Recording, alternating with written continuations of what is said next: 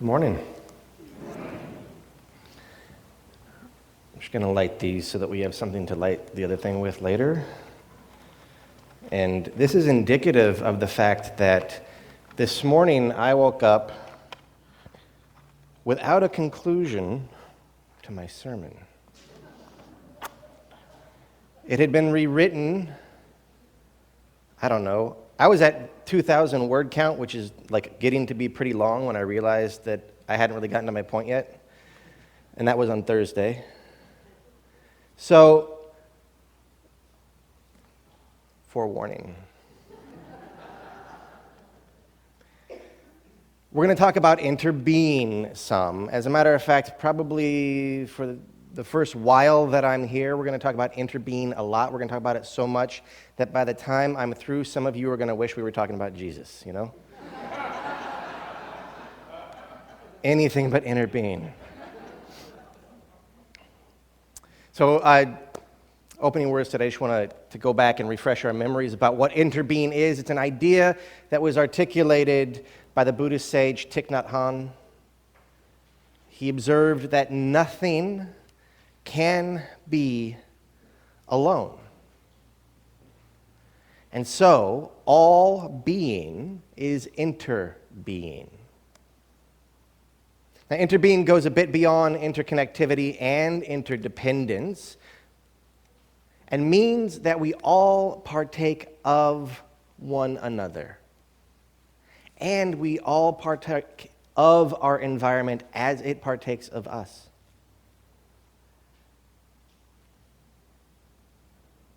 It means that I am of thee, and you are of me, in all directions. Interbeing doesn't mean that we're the same,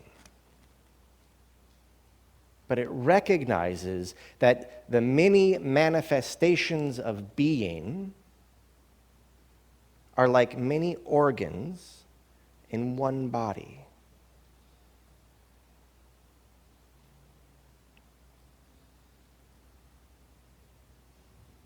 Interbeing is the story that is yearning to be delivered, discovered, realized. Interbeing is a face. It's a fractal. It's every face waiting to be recognized as our own.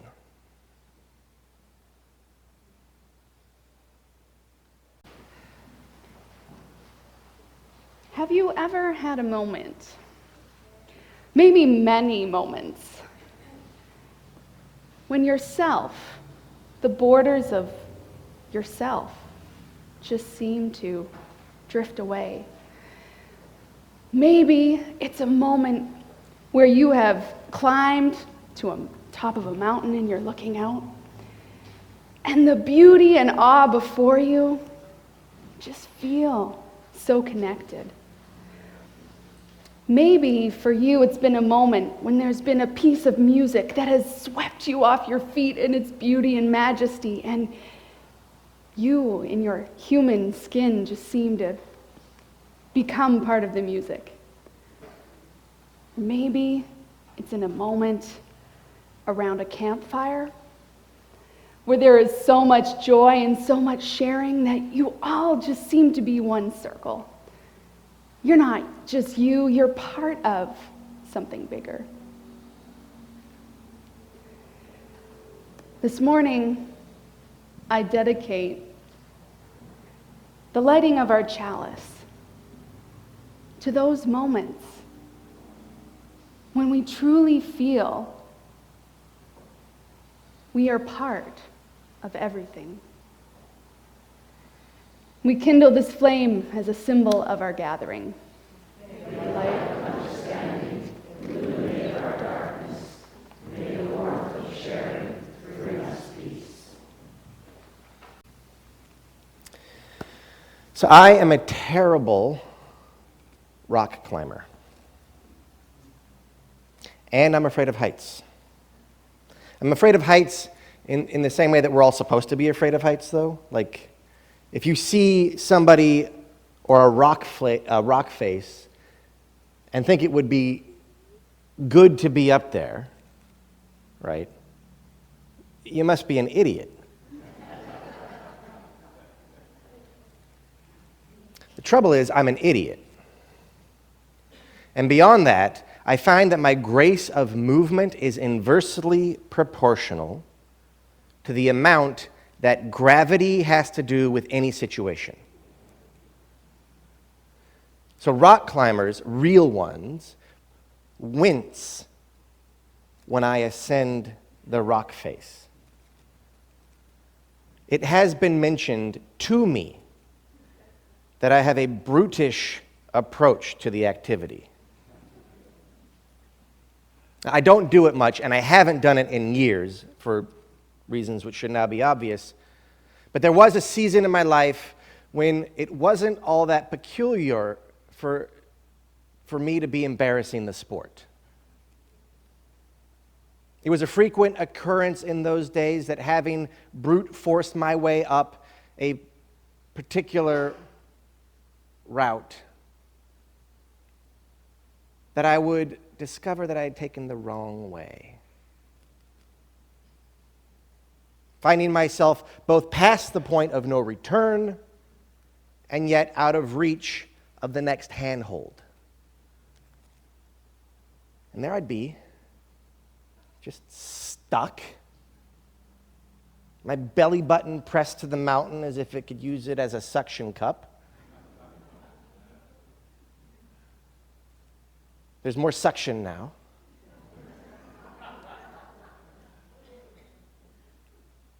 The thing is, you could only stay stuck for a little while. I mean, you're on your tippy toes in one way or another, or hanging off a fissure of a rock, or attached in some way that has to do with a muscle group, that after a time, and always less time than you'd prefer, begins to shake. And because that muscle group is your anchor, when it shakes, you shake. You have to move on or fall. And they might be the same thing. So I feel like that is pretty much where we are as a species.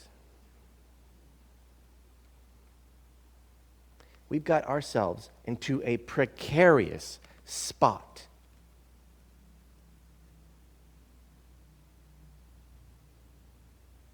Status quo guarantees a fall.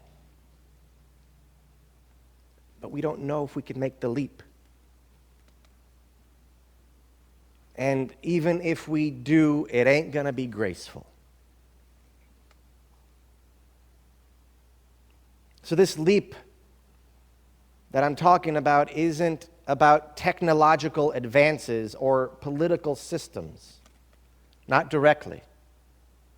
Not fundamentally. Technological or social systems will change in the wake, but they are not the leap that we need to take. Our leap is more profound, more subtle, more essential. And you know, technical and political leaps are above our pay grade for the most part.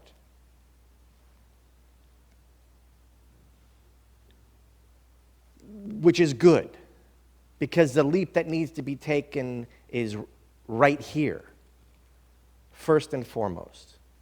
The rest will follow suit.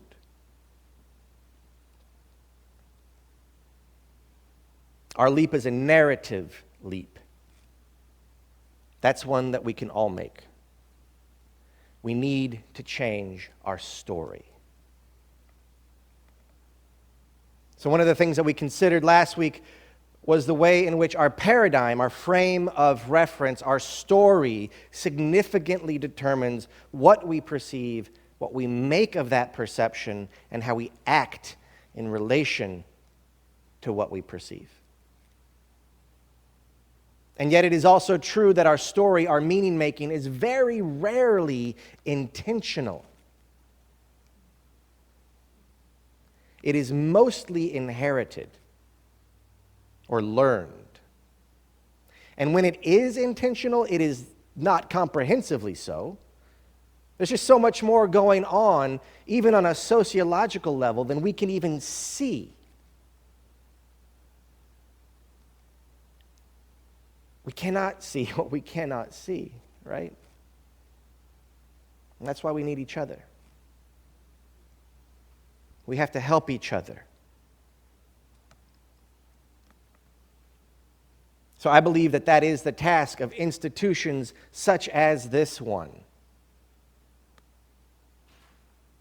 And perhaps that synod is trying to change a story as well.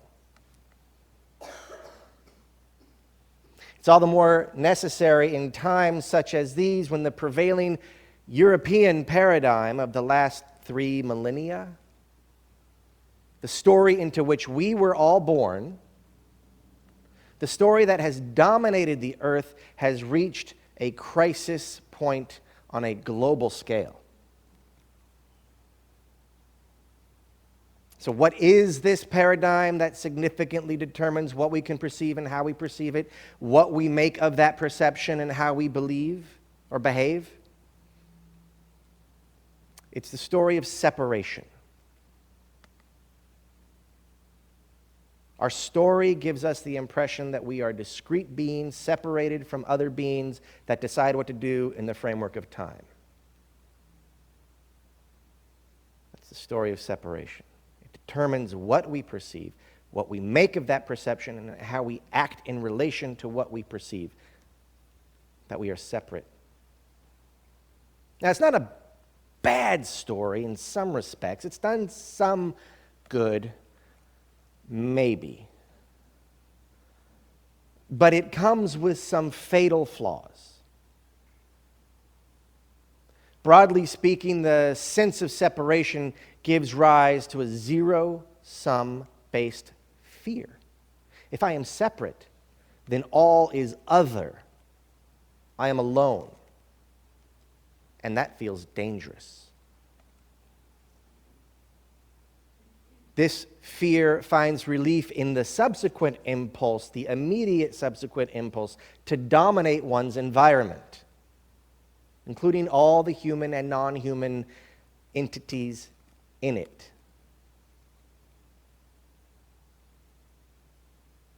We are alone and only want to belong. But we confuse belonging with controlling.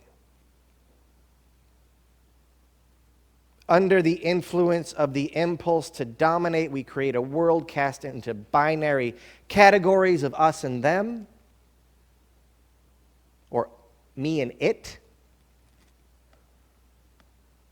Thus, our yearning for belonging above all else, a worthy yearning, leads to the creation of enemies.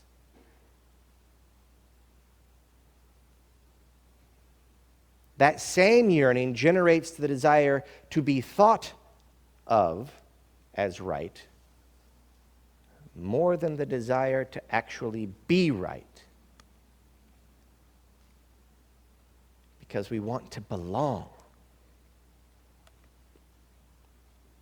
That is the recipe, of course, for fascist states and authoritarian institutions. It is tragically ironic that our desire to be connected yields such violence.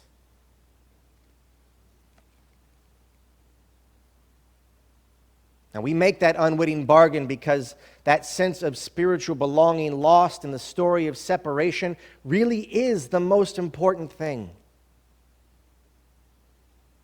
Belonging to the world is a birthright deprived us by the story into which we were born. We miss the mark, though, when we try to change the outcome rather than the cause. When we try a political or technological fix, it's a Band-Aid. We haven't addressed the cause, which is the root story. It's a tendency that has manufactured a world of ubiquitous other. A hostile world that needs to be dominated lest it dominate us. All this, of course, leads to a litany of social breakdowns, political atrocities, and personal violations. And we are seeing this play out in front of our very eyes.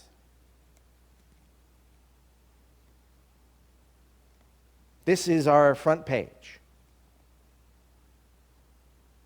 Because a story of separation makes everything other, it contrives a materialist worldview. Others become material, a materialist worldview that finds more value in what is measurable than what is relatable and contributes to a commodification, consumerist mindset. And that mindset spiritually and financially impoverishes most people.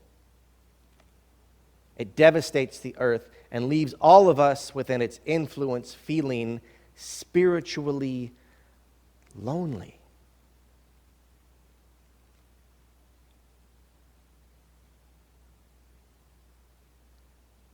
The reaction to that has not been all that great. The reaction to that loneliness. Now, I don't want you to think that I'm describing the mindset of the rest of the world here, a rivaled other, as though this room has some special force field around it that protects us from the separation paradigm. I'm not talking about someone else here. I'm talking about me.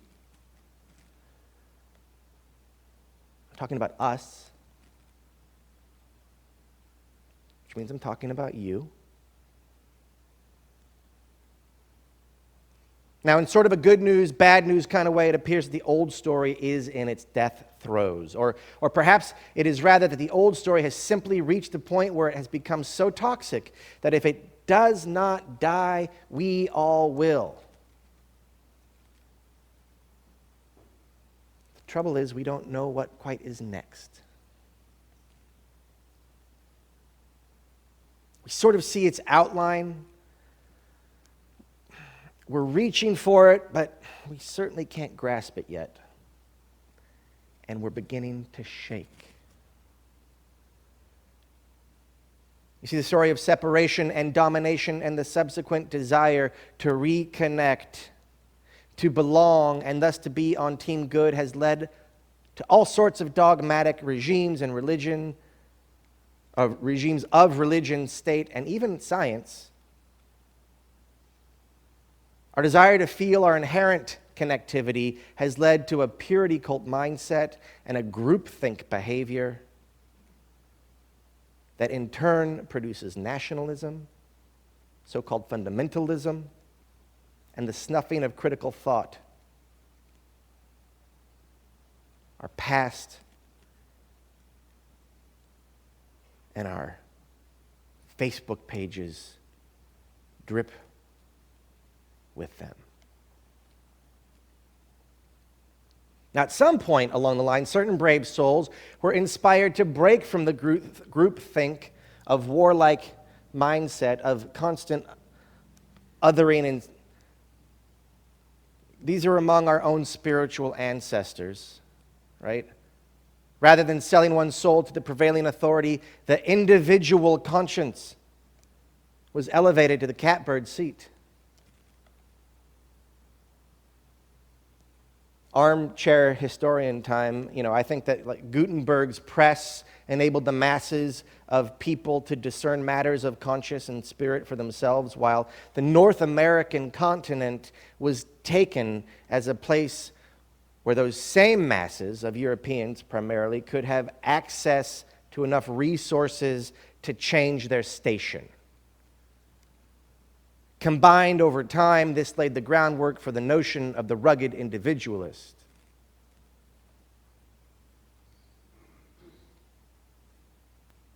This felt like a revolution, a rebellion against the authority of a homogenizing domination of church and class. Unfortunately, it turned out to be just another expression of the story of separation. You see, once again, we focused on the outcomes instead of the cause. The story is the cause, and the story of separation precedes the Bible, and indeed was the paradigm in which the Bible was wrought and through which any subsequent discernment, be it of papal or popular authority, was rendered. And of course, the myth of the rugged individualist was built on the domination of a continent, both its people and its ecosystems. So to recap, the story of separation engenders the need to dominate and the need to belong. And this has been the trajectory of history. There are exceptions, and sometimes these exceptions become substantial, notably the seemingly countercultural development of individualism. But these all have only led to the same end, for they are rooted in the paradigm, in the story that we are separate entities from all that we see. So here we are on the cliff face, and the story of separation has been our path to this moment, but I know it is at an end, and I know that we must find a new route and a new story, but what will that story be? Right? So I'm convinced, I've been convinced, it's not my idea, I've been convinced that the story of interbeing is that path. But how do we get there? How do we cultivate it? And I don't know, but I think that perhaps conceiving or imagining of what it feels like when we get there will help us cultivate it. A couple of weeks ago, we reflected on how home is a spiritual experience, that sense of home, that experience of the sensation of being at home is a spiritual experience. It occurs to me that this might be what the sensation and recognition of interbeing feels like. Does that mean that spiritual experience and the feeling of interbeing convey the same sensation? Yes, I imagine it does. And that is the future we are hoping to grow.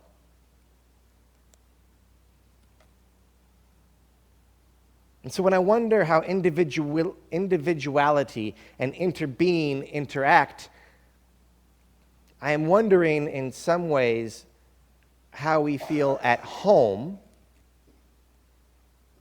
alone. And now, like, Macaulay Culkin is a religious icon, right? How do we feel at home alone? How do we feel interbeing while not losing the benefit of our individual cellular integrity? How do we remain healthy, connected cells that have integrity on their own? You see, that sense of home can be felt by somebody at a fascist rally as much as it can be felt during an Emersonian immersion in the woods. Discernment is tricky and crucial. Community can hold us to account, but it can also corrupt. We must learn to balance our insight with our sense of interbeing. And thus, as I'm on that cliff face, I am undone by doubt. What does it look like? How do we get there? Can we make the leap?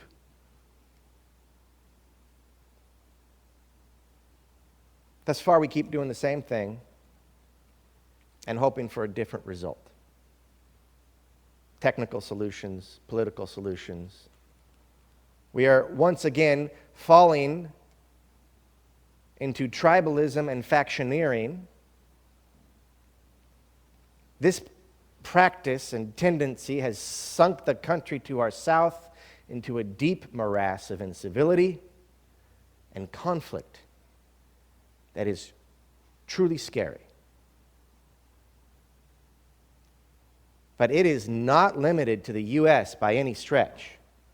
It is global, it is local, and personal in scale, and has manifest acutely in our Unitarian Universalist tradition, and is ever at the door or in the room within our congregations, even this one. Let's not do that.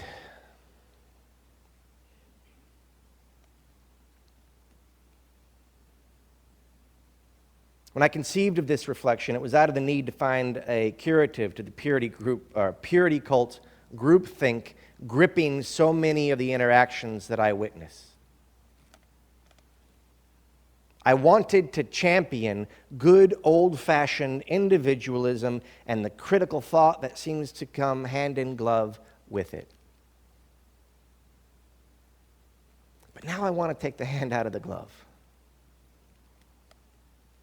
Because my next thought was, aren't interbeing and individualism essentially at odds? And the truth is, the reason why I wrote this thing 3 times is I haven't discovered my way out of that conundrum. Which probably means the answer is obvious. Maybe you have a possible solution. And it occurs to me that therein lies the only answer that I could provide that has any integrity.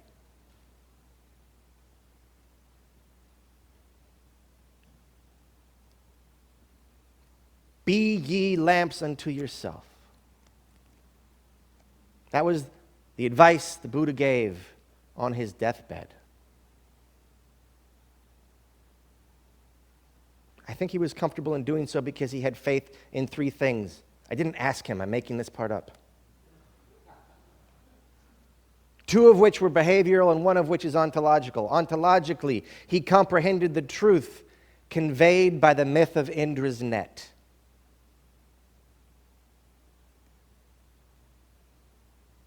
Behaviorally, he had witnessed his followers demonstrate the 2 attributes needed to live into that ontological truth. Those attributes are attention and patience.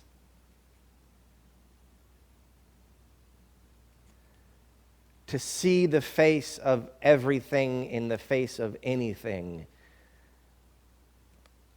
I mean, I don't know, but I would recommend that you carry with you into that endeavor some patience and attention. And the wisdom of our principles compels us and helps us on this path as well. That we are both inherently worthy and interconnected means that we can trust ourselves.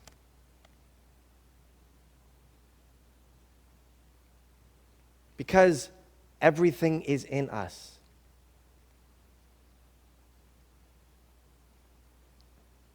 We can trust ourselves even though our legs are shaking. Attention and patience will guard against reactivity, even though the nearness of collapse begs us to be reactive. Now look, there's patience and attention in any moment.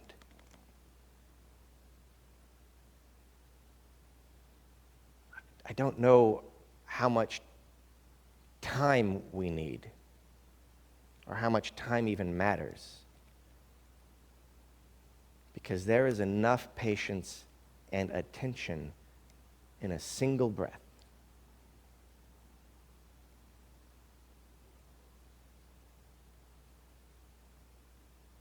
We must have the courage, I think that means that we must have the courage to not know what to do. That itself is a path out of the need to dominate.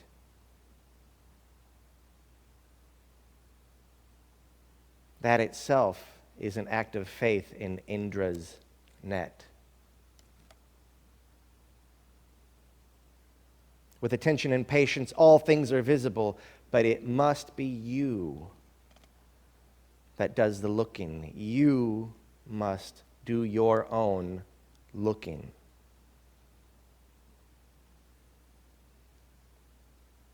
And yet, while it is also true that we do this together,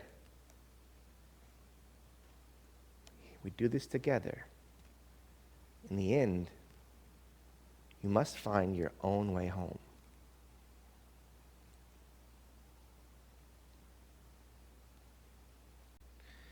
Was I on during that song? Good Lord.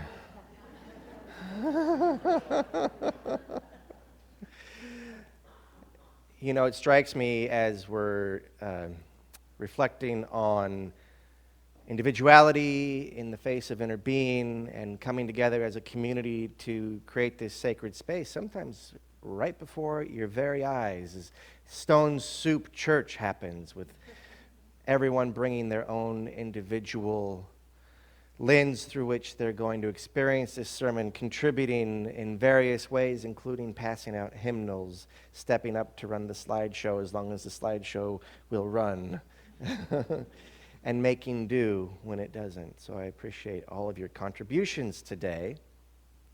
Also, for the benediction today, I just have a little mission for you to discover the solution, to take the work into the world, the question of how to bring about this world and story of interbeing, how to do so while keeping your integrity. So you provide the benediction to yourself today. You provide the good word that we take from this sacred place that we have created together. Thank you for practicing together. Go in peace and let us sing.